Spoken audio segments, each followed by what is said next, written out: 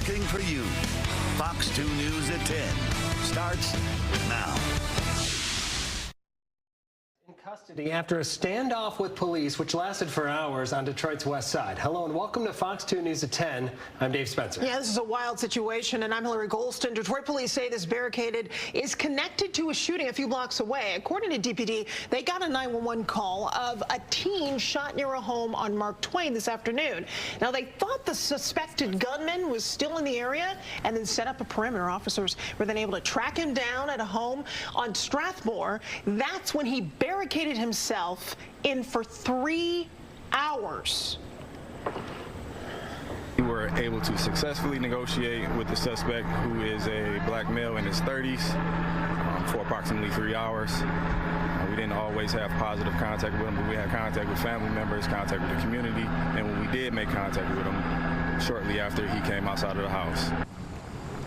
Of course, this is preliminary information, but police tell us the suspect and the teen had some kind of argument which they believe led to this shooting. The 15-year-old was shot in the leg, but thankfully is expected to make a full recovery. A man from Detroit accused of shooting his 13-year-old sister won't be able to go to his funeral because he's on house arrest. It's an extreme tragedy, but I can tell you this, that whole family supports this young man.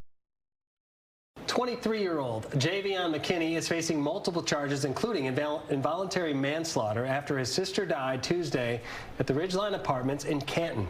Police and a lawyer representing the family believe this was all an accident. They are here, they're supporting him, they love the daughter. That's not to say that there is no love for this 13-year-old. It is an extreme tragedy, and the mother told me that they were best friends. So it was not something that was purposely done, and I think the charges represent that. We're told 2 people who leased the home where the suspect lives say they didn't have any guns, but they do have a collection of knives and swords, which the judge then ordered them to hand over. All right, let's stay on the east side. Just take a look at your screen there. Does the first pickup in this video look familiar at all to you? Well, both trucks were involved in a drive-by shooting on the east side of Detroit early Thursday morning, and police want information from you. Gunmen got out of each vehicle and opened fire. 2 kids shot while just sleeping in their beds. Now, both of these kids, thankfully, are expected to be okay. Police are still looking for a stolen black 2021 Dodge Ram. Officers have recovered the other vehicle. That's a gray Dodge Ram TRX.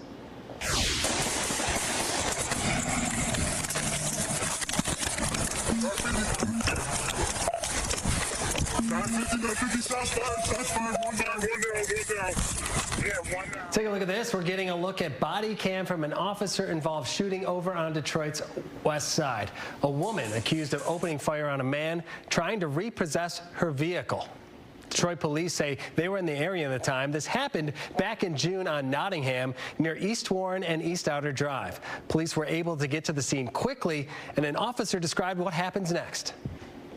As the officers pass the subject, you can see her raising her handgun toward the tow truck driver. Here in Officer A's body-worn camera, you can see him exit the back seat of the vehicle and observe the subject standing in the street firing shots at the victim. The subject then turns toward officers, and you can see Officer A respond by drawing his department-issued handgun and firing shots toward the subject. Police shot the woman and she survived. She was in the process of dropping her gun when they shot her. The woman, Secondra Takantri, is now facing charges and heading to trial. He's back on the road. He might have just lost his tire. Yeah, he's on a rim, slow rolling, westbound Linden at Vaughn, westbound Linden at Vaughn. Yeah, backseat passenger out running. He got 4 out on foot, 2 running eastbound north sidewalk, 2 running, or westbound north sidewalk, 2 running westbound south sidewalk. The driver is westbound. He's the next one. Okay, so you know it is never a good idea to run from the cops. And the suspects allegedly responsible for an armed robbery in Redford did just that, but they are behind bars tonight. State police say the chase ended on the west side of Detroit on Thursday. One suspect tried to hide in some bushes, but MSP's chopper quickly, as you see there, sniffed him out. 3 people were arrested.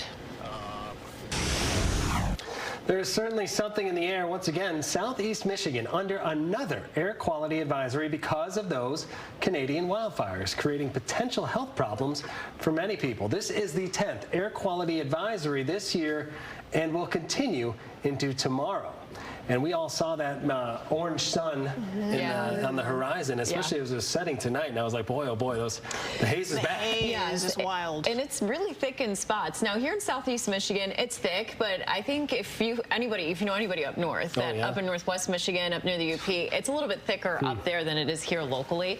But the entire state, nonetheless, has that air quality advisory or air quality alert in play now. They extended it out a little bit into tomorrow afternoon. So one more day of this. Hopefully by Monday, we're able to at least get some of that out of the upper levels of the atmosphere.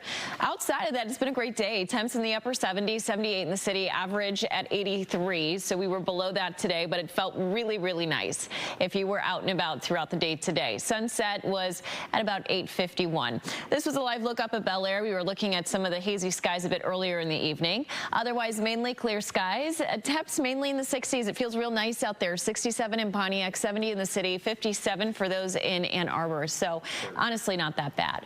We do have quiet conditions here across Southeast Michigan. Really not a whole lot to look at radar. That's really been the case over the past 24 to 36 hours. Temps tonight will bottom out in the upper 50s. We do see a warm up as we look towards the end of the weekend and into next week. We'll show you where those numbers are headed in the forecast coming up. Hilary and Dave.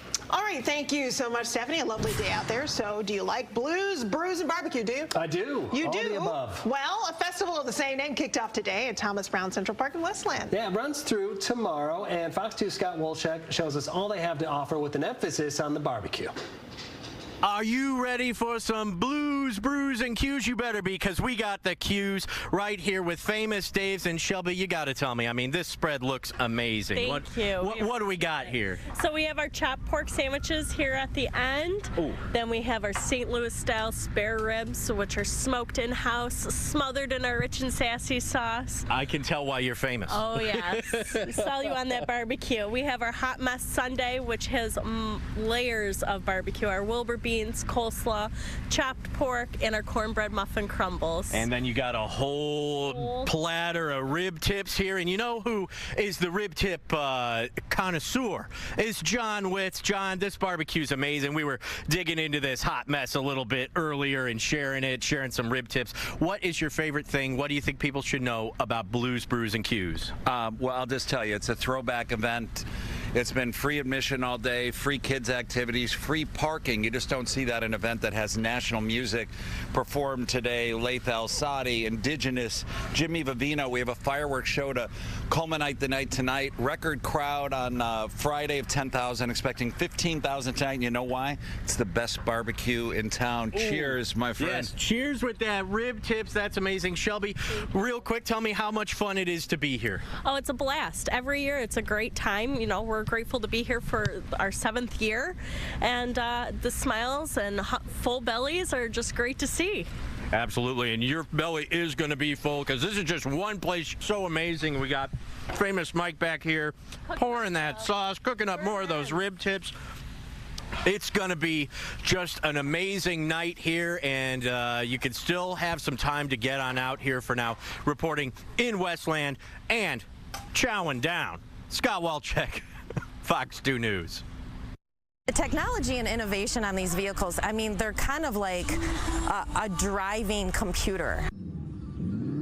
A different type of car cruise in Royal Oak, a very quiet one. This is the Clean Cruise. It's for electric vehicles. There are about 50 of them on display. The goal of this event is to not only promote electric vehicles, but give curious car lovers a glimpse into the future. Organizers say electric vehicles help reduce noise and air pollution.